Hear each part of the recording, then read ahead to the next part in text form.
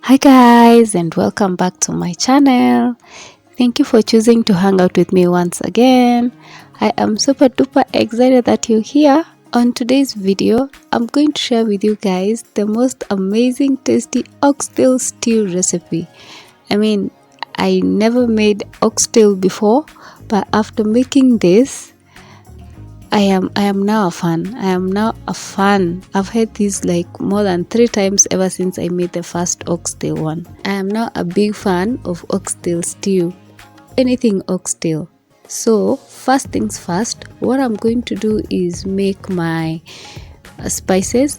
I am going to use some ginger and garlic, fresh ginger and garlic, some salt, some pepper, some paprika, some royco. You can use whatever spices that you prefer. As I always say, it's really up to you. I like to mix my spices on the side so that I can make sure all the spices are mixed together.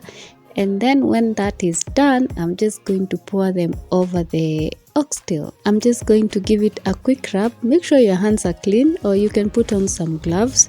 The other thing I'm going to add in is some soy sauce. I added a little bit, so you will see me adding a little bit more. I think whatever I added was not enough. After that, to make the work easier of covering the oxtail with all the spices, I like to give it a shake.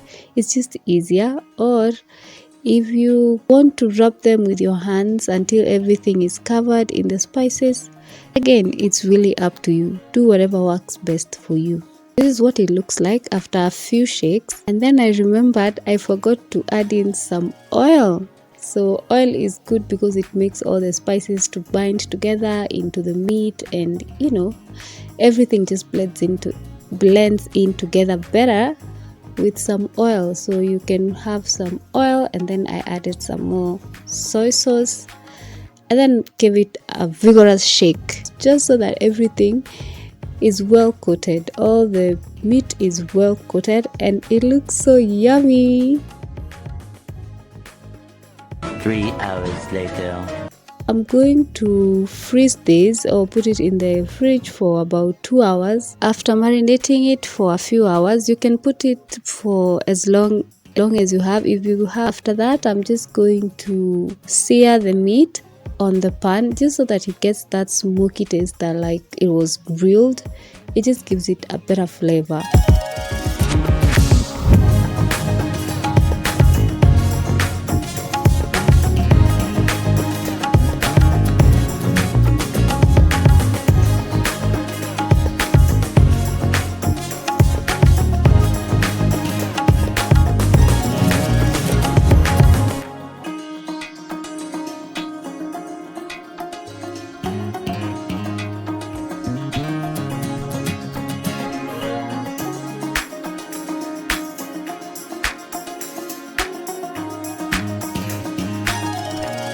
So I'm just going to sear that up, and then I'm going to put that in the pressure cooker for 30 to 45 minutes.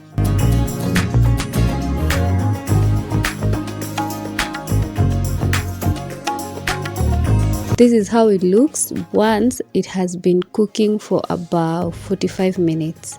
Trust me, it is so soft, it actually just falls off the bone. Once you bite into it, everything just falls and melts in your mouth.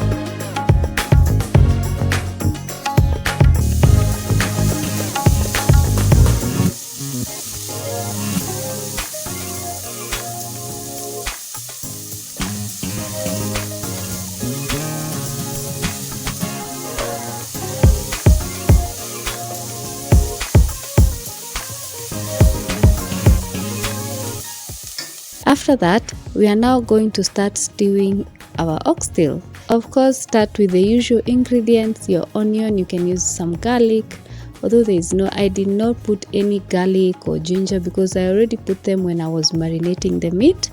So I chose not to add it. So I only added the onion and spring onion, some carrots, some green peppers, some tomatoes, and some coriander. I'm going to start by frying in the onions. Once that is cooked, put in my carrots and go in with my green peppers, and after that I'm just going to put in my tomatoes and allow that to cook down.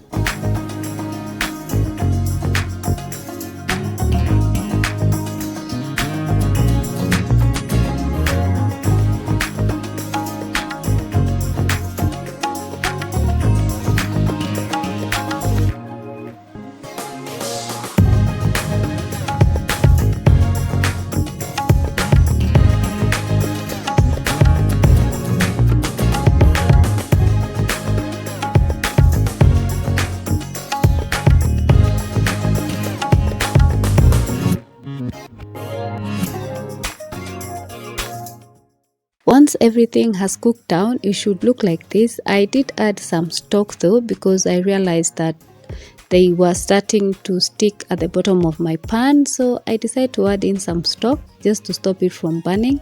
And then I'm going to go in with my oxtail and let that cook in. I will not be adding any spices because remember we already added the spices when I was marinating the oxtail, so there is really no need. You can see when the broth is really thick and nice and rich of the spices that I used while I was marinating, so I'll not be adding any spices. Just make sure that you taste for salt and pepper.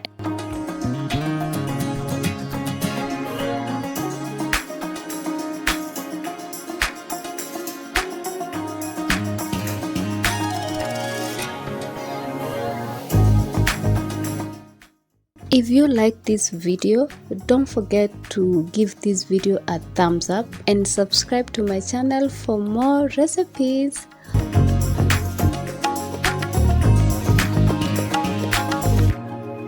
Put enough broth to let it simmer for a while or so. Add water according to how you like, although this is going to simmer down and thicken. So then a bay leaf, and then cover that and let it cook for about 20 to 30 minutes.